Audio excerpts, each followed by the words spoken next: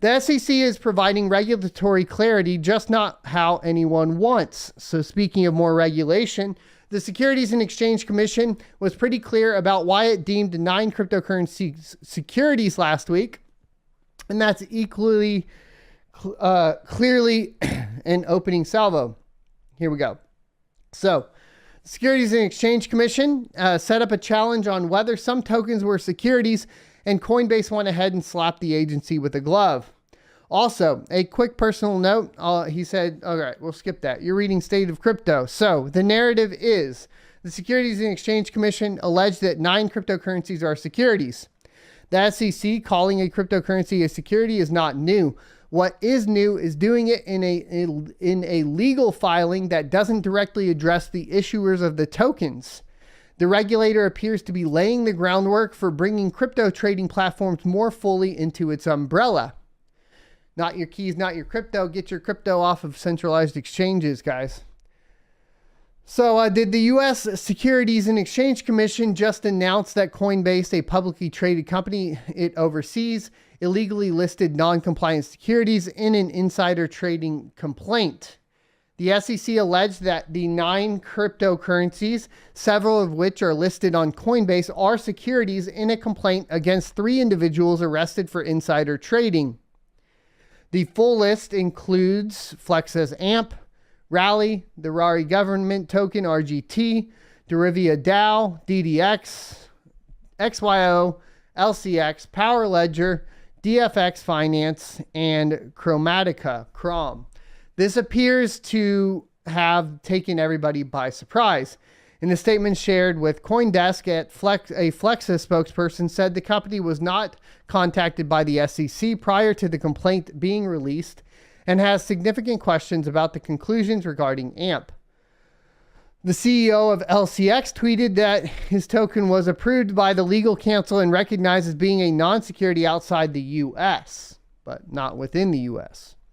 It seems a fair assumption that the SEC must be planning on taking further action here that could look like an enforcement action against Coinbase or against the issuers. But the base of this allegation is that these 9 cryptocurrencies are unregistered securities. It is hard to imagine that the SEC enforcement team shrugging his shoulders and saying mission accomplished, time to move on, without doing anything further. It's likely going to be a legal fight, though. Coinbase published a blog post authored by Chief Legal Officer Paul Grewal saying, "We 100% disagree with the SEC's decision to file these securities frauds charges and the substance of the charges themselves." The exchange went a step further. 7 of the 9 assets included in the SEC's charges are listed on Coinbase's platform. None of these assets are securities, Grewal wrote. It's worth pointing out that the SEC laid out why it believes these cryptocurrencies are securities in the complaint, detailing how the agency's attorneys applied the Howey test to each asset. Coinbase, so far at least, has not detailed why it believes the assets are not securities. In an open question as to what happens next, typically when the SEC says a certain asset is a security, it does so through either an enforcement action against or a settlement with the issuer. That didn't happen here. You normally see exchanges rushing to delist or suspend trading in the alleged securities. Again, that didn't happen here. The SEC is challenging Coinbase, and Coinbase, for its part, is challenging the regulator right back. One frequent complaint about the SEC is that it's not providing clear regulatory guidelines for the industry. The counter to this viewpoint is that the Howey test and other existing laws and regulations do, in fact, address how securities laws can or should apply to digital assets. Last week's action would suggest the SEC is continuing to support this latter view. Again, one of the remarkable aspects is that the SEC dedicated several pages of its complaint to explaining just why, in its view, the named assets are securities. And SEC Chair Gary Gensler's been pretty clear about his endgame. He wants cryptocurrency exchanges, namely Coinbase as one example, to register with the regulator as national securities exchanges. Identifying assets already listed in a pretty dramatic step towards encouraging Coinbase to register. To add to the oddness of Thursday's actions, 2 Commodity Futures Trading Commission officials also weighed in, saying their agency could have brought charges. One of the statements by Commissioner Caroline Pham even took aim at the SEC for regulation by enforcement, before going on to suggest that the tokens may not be securities. The SEC complaint alleges that dozens of digital assets, including those that could be described as utility tokens and or certain tokens relating to DAOs, are securities, Pham said in her statement. In a tweet from her personal account, Pham later said that the CFTC also has insider trading jurisdiction. Commissioner Kristen Johnson likewise said in a statement that the different financial market regulators stand united. We must continue to work collaboratively to adopt a whole-of-government approach to prevent bad actors from taking advantage of important policy and regulatory debates, and to ensure the protection of retail investors and preservation of the safety and soundness of our financial system, Johnson said.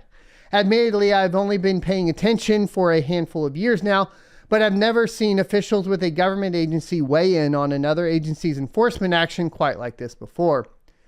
By the way, what appears to be a coincidence, Coinbase petitioned the SEC to ask for regulatory clarity, saying existing securities laws do not necessarily fit the digital asset infrastructure. And on Monday night, Bloomberg reported that the SEC was looking into Coinbase for possibly listing securities. Gee, I wonder if the agency's enforcement division has any specific assets in mind. Of course they do. Woo. So, obviously, regulation here is these types of things. This happened last week, though, and then we saw a boom in the price of cryptocurrency. This was going on last Thursday, but we have a little bit more breaking it down here. And the problem appears to be that the SEC doesn't have really much understanding surrounding cryptocurrency, but they want to control it, right? And so they want to get Coinbase to register as, a security so that they have more control over Coinbase and other exchanges within the US.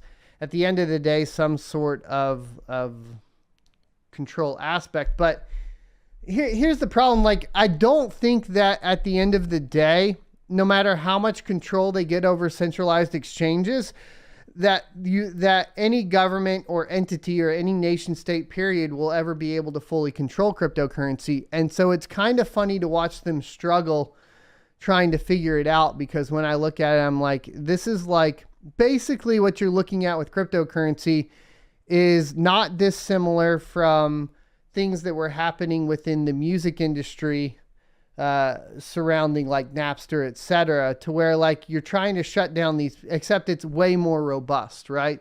So you basically have to get into a position where you're trying to shut down peer-to-peer networks, and that's never been successful. The most thing you can do is catch some people that don't know how to utilize VPNs or something along those lines. But at the end of the day, like I said, I think cryptocurrency is inevitable, and this is just some sort of posturing and freaking out of the government the SEC in particular here, trying to control it, when the fact of the matter is that they never will be able to. So it's kind of funny to watch. Thanks for checking out this clip from the Crypto Mining Show. You can check out the full episode here or more crypto content down here.